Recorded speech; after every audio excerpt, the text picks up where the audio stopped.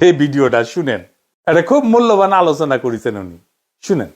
কি দেখে ভোট দেওয়া উচিত, কি দেখে ভোট দিবেন না? আমাদের দেশে মানুষ তো কাউকে দেখে ভোট দেয়, তাই না?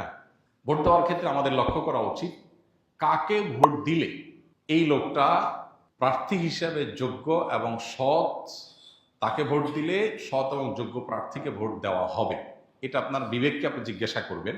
আপনি যদি সঠিকটা উদ্ধার করার চেষ্টা করেন, এরপর দেখলেন যে না, আপনি আসলে যেটাকে সঠিক মনে করছেন এটা সঠিক হয় নাই, লোকটা রাইট পারসন না, তাহলে আল্লাহর কাছে আপনার দায় নেই। কিন্তু আপনার চেষ্টা করতে হবে যে যে কয়জন আছে এর মধ্যে সবচেয়ে ভালো যোগ্য মানুষটাকে, সে জিতবে কি জিতবে না এটা আপনার দেখার বিষয়।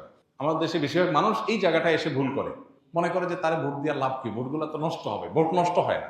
একটা ভালো মানুষ যদি অল্প কয়েকটা ভোটও পায়, তাহলে সে এটার উপর ভিত্তি করে সামনে আর কয়েকটা পাবে, তারপর আবার আরো কয়েকটা পাবে। কিন্তু আপনি যদি ভোট দেওয়ার এই রাস্তাটা বন্ধ করেন, অথবা তাকে সে কম ভোট পাবে এই চিন্তা করে আরেকজনকে ভোট দেন, তাহলে কি হবে? এই চান্সে খারাপ মানুষগুলো তাদের খারাপের রাজত্ব আরো বেশি করে করতে পারবে। কেউ জিতুক সেটা আপনি চাইতে পারেন, কিন্তু জিতানো আপনার দায়িত্ব না। আল্লাহর কাছে দায়িত্ব হলো, আপনার কাছে মতামত চাওয়া হয়েছে, আপনি মত দেওয়ার সময় সবচেয়ে ভালো উপযুক্ত ব্যক্তির পক্ষে মত আপনি দিবেন, বাস। এটা হলো আপনার কাজ। যে লোককে ভোট দিলে আপনার ইমান, আমল, ইসলামের স্বার্থ, মুসলিম উম্মার স্বার্থ সংরক্ষিত হবে, আপনি বিশ্বাস করেন, যাকে ভোট দিলে দেশের সার্বিক উন্নতি হবে, চুরি ডাকাতি হবে না, দুর্নীতি 2 নম্বরই হবে না, যে কারণে আমাদের দেশ পিছিয়ে আছে, পৃথিবীর বহু দেশের তলানিতে আমরা পড়ে আছি। যাকে ভোট দিলে আমরা সেখান থেকে উঠার রাস্তা পাবো, তাকে আপনাকে ভোট দিতে হবে।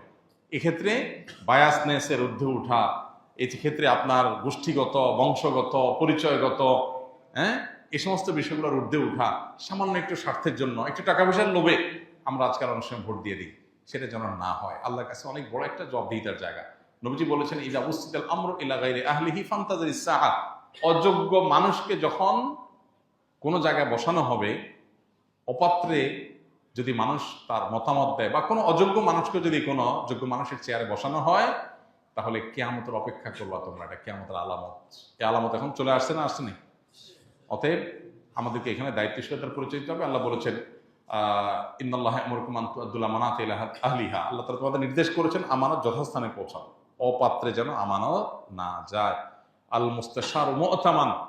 একজন মানুষ তার মতামত চাওয়া হলে, পরামর্শ চাওয়া হলে, তখন সে আমানতদার হয়ে যায়, তার কাছে এটা আমানত হয়ে যায়। অনেক বড় একটা ব্যাপার। আমানতের খেয়ানত করলে এর ভয়াবহতা অনেক বেশি, এবং যত অপকর্মের দায় আপনাকে নিতে হবে, বিশেষ করে এই সুযোগ পেয়ে যত অপকর্ম সে করেছে, যদি আপনার ধারণা থাকে যে সে এই টাইপের কাজ করতে পারে, তাহলে সৎ মানুষ, নেককার মানুষ, দিন, উম্মাহ, ইসলাম এবং দেশের সার্বিক কল্যাণ বিবেচনা আপনাকে করতেই হবে।